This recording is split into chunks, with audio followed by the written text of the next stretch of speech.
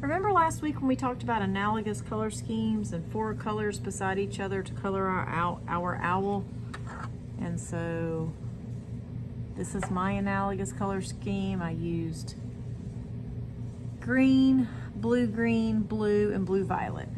Okay, so that's the analogous color scheme. But now we're going to create contrast.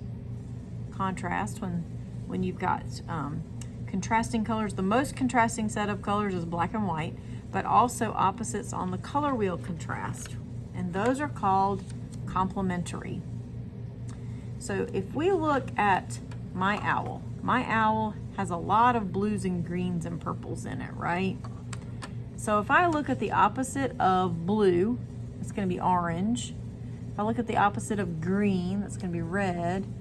And I look at the opposite of purple, that's going to be yellow. Those would be, these right here would be the colors that would contrast the most. But I don't really want to use all of them, but I'm noticing that they're very orange and some yellow.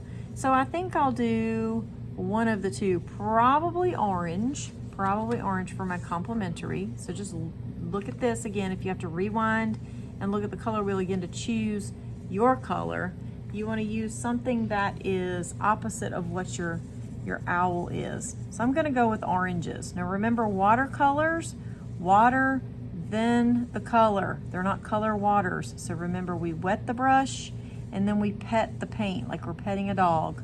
Now these have already been used some, so they're getting kind of like pudding.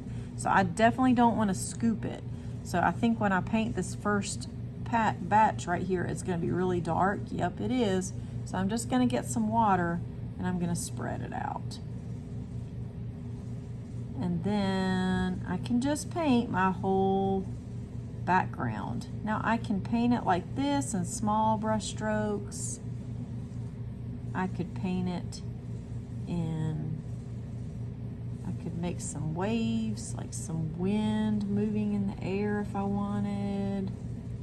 Remember last year we learned about Starry Night.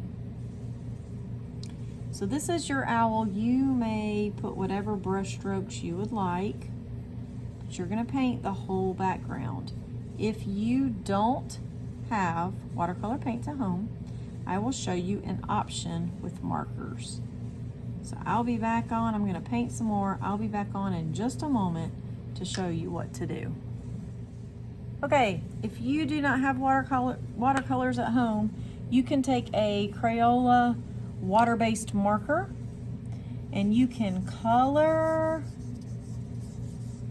You could create little swirls for the wind.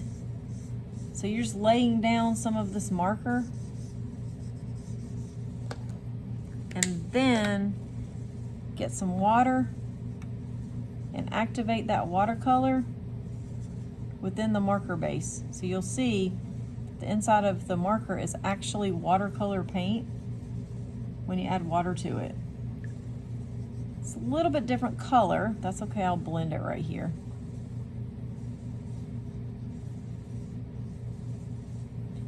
So that is how you solve the problem of not having watercolors. So when you finish painting the background of your owl, go ahead and send me a picture.